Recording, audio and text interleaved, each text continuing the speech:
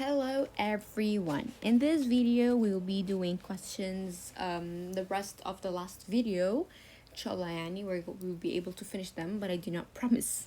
We are still in question number 11, page 14. Not sure what we'll be doing, but I'll put in the description below, inshallah. Question 11, the one we will be doing right now, basically have a passage and then have 9 marks questions. Read the following passage. Life cycle of the malarial parasite consists of number of states. Some of these states occur in humans and some occur in mosquitoes. At each state, the parasite has different antigens on the surface of its cells. What is meant by the antigens? This is not the first time, not the second time, and not the third time, or maybe the third time, that the word antigen is here to us for us to explain it, to define it. And this only PDF, so it's very important. So line 3, antigen means it's an molecule that triggers the immune response. And then we have to use the information from the passage. We're going to complete it first. Attempts have been made to extract some of these antigens and use them to make vaccines to combat the disease. Trial has recently been carried out with one of these vaccines. An injection of vaccine was given to a group of people chosen at random of the start of the trial, and another injection was given 30 days later. Blood samples were taken at regular intervals throughout the trial, and after the first injection, the concentration of antibodies in the blood rose slowly, then fell quickly. After the second injection, and the concentration rose quickly. It reached the maximum concentration of approximately twice the concentration it reached after the first injection. Use information from the passage to sketch a graph to show the effects of the 2 injections on the concentration of antibody. Okay, so we need to know that after first injection, the concentration of the body rose slowly and then quickly. And after the second injection, the concentration rose quickly to reaching a maximum concentration of approximately twice the concentration it reached after the first injection. So, I'm not sure if I can draw it, to be honest, because where's my pen? It's broken as well. Anyways, so I'm not sure if it's gonna be possible, but basically here we need to label the x-axis and the y-axis, but we just need to say that it went it went slowly. I think it went slowly and then peak went really down, right? What was it? I don't remember. Then it went really high. So if that is 20, that should be 40, because at twice, and that should be steep like that, and that should be a curve, right? Suggest one reason why it was necessary to give 2 injections of the vaccine. Basically because one dose does not give a high enough level of antibody to be effective, which in other words, because the antibody falls after a while. Although this vaccine is made from antigens from malarial parasites, it does not contain malaria. Explain why this vaccine does not contain malaria. Because the antigens are only single molecules and it's part of the parasite, so do not actually cause disease. Okay. The blood from those taking part in the trial was also examined under the microscope at the beginning of the trial. Explain how this would enable those who had malaria to be identified. Malaria sufferers, people who had malaria, would have parasites in their red blood cell. Here in question 12, a test has been involved to determine if a person is infected with variant CJD, the human form of BSE, mad cow disease. The test detects the protein which causes VCJD in a urine sample, and here is the test kit that contains the following components: antibody, well, test plate with wells, enzymes, colorless, etc. Complete the flowchart to describe how this test would be used. The urine sample is added to well in test plate.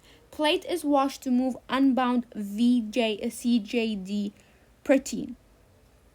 And then we add antibodies or the enzymes. Then we wash to move unbound antibodies. And then we add colorless solution, which turn blue if the enzyme is present. Explain why this test would detect VJCD but not other antigens in the urine. Because antibodies have specific shape that only fits for one antigen with the antibodies. And other antigens have different shapes and would not bind to the antibody. Here's a good question. What is an antibody? An antibody is a protein specific to antigen that fits the complementary shape. Okay, so we read the passage. Herpes virus cause cold sores and in some cases genital warts. Scientists are well on the way to producing an antibody which will counteract herpes infection. This antibody works by sticking to the virus and blocking its entry into cells. It has proved very effective in animal tests.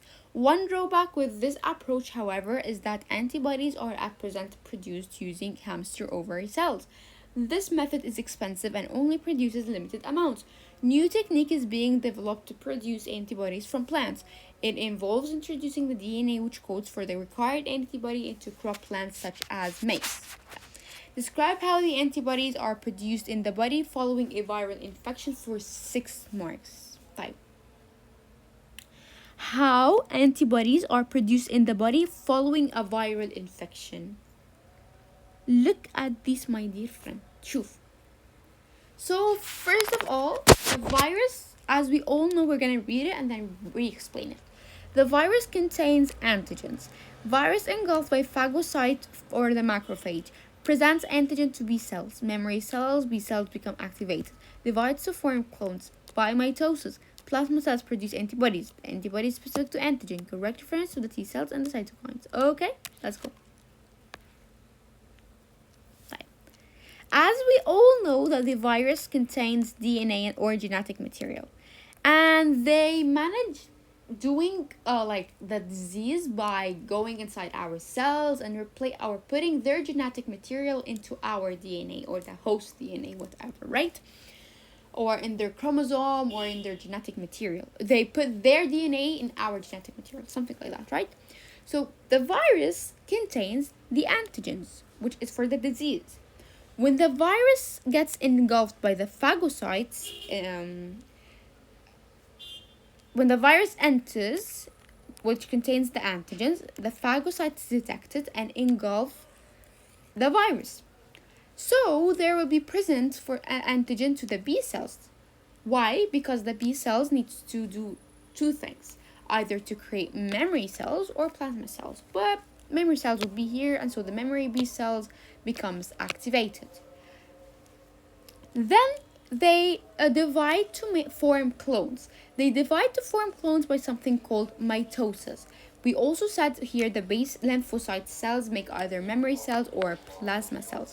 Plasma cells here produce antibodies. The antibodies produced are specific to the antigen, and that's why we need to have correct reference if we want to reach T cells or the cytokines. Right. Describe how the antibody gene could be isolated from an animal cell and introduced into a crop plant, such as maize.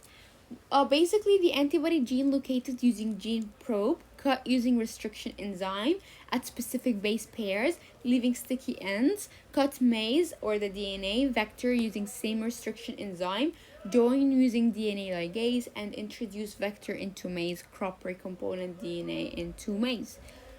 Okay, taking a course of these antibodies from plants, you take the antibodies to treat the herpes infection would not produce long term because it's passive, and the person is not making their own antibodies. They take it, right? So memory cells will not be reproduced. Produced, sorry. Explain one advantage of using antibodies from plants to treat a disease rather than antibodies produced in an experimental animal, because they have fewer ethical difficulties and less risk of infection. Here in question 14, the box jellyfish produces a poison, venom, wow, which enters the blood when a person is stung. A person who has been stung can be treated with an injection of antivenom. The antivenom is produced by injecting small amounts of venom from box jellyfish into sheep, then extracting antibodies from sheep blood. These antibodies are then injected into the person who has been stung. If a sheep is injected with the both jellyfish venom on more than one occasion, a higher yield of antivenom is obtained. Why? Because it stimulates the memory cells, and also it gives secondary response. And as you remember earlier in the graph thing, the second response had the double effect as the first response, and so the antivenom or the antibodies produced gets produced quicker.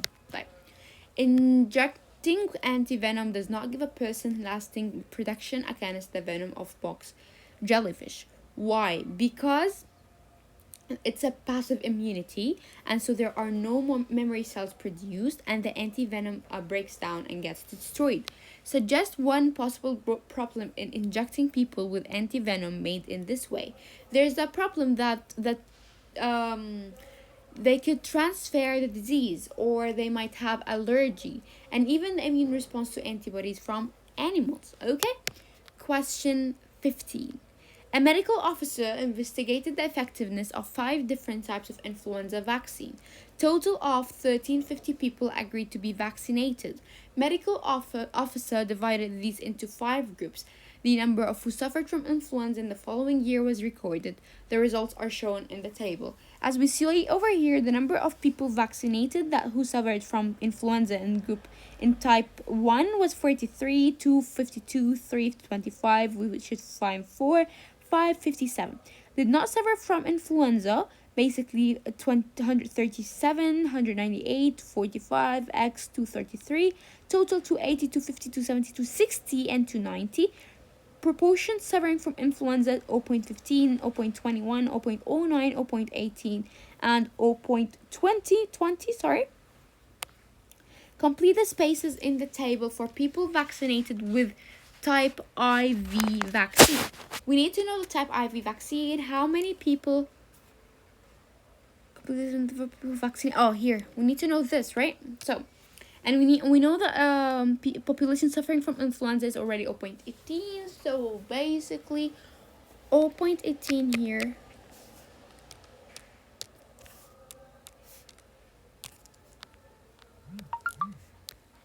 0.18 times the population, the 260.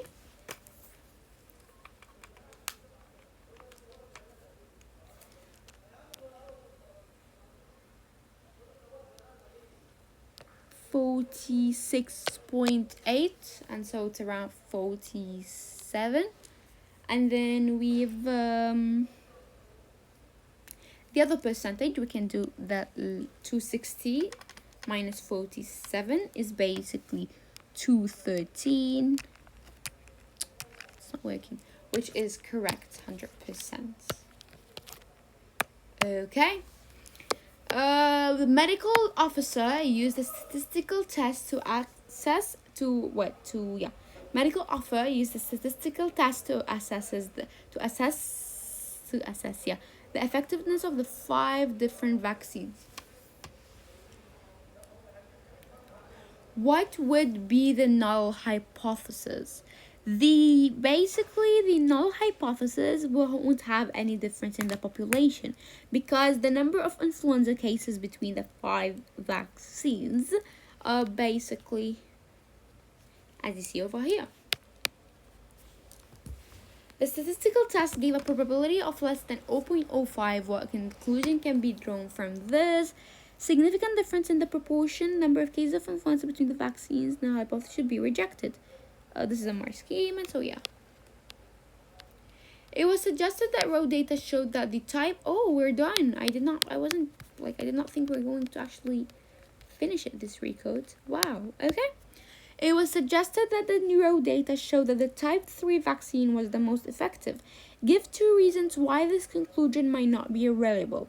Because a sample size is small and possible differences in exposure to infection, exposure to different strains, possible differences in existing immunity, possible difference in sex and age, possible difference in socioeconomic status. Antibodies are proteins. I love these questions. The diagram shows an antibody. This is an antibody. It have constant regions, variable regions, light chains, and heavy chain. Name the monomers that form the heavy and the light chains. They are basically the amino acids. Name the chemical bonds that join these monomers. Peptide, because they are antibody is an antibody that's a protein, and we said also amino acids, right? The specificity of an antibody depends on its variable region. The specificity of an antibody depends on its variable region. How? Because it contains specific sequence of amino acids, and also complementary shape enables attachment to antigen. Last question. Wow. In a pregnant woman, some antibodies cross the placenta from the mother to fetus. These are basically the passive immunity. These antibodies only provide short-term immunity for newborn babies because it's transported and so it's passive. Explain why these antibodies only provide short-term immunity, because it's not active, and so it does not produce memory cells, and so it's short term, right? Because maternal antibodies are antigens destroyed by fetal antibodies, the lymphocytes. Okay, this is the end of our video. I hope you understood and it was very useful for you. Bye and have a nice, beautiful day.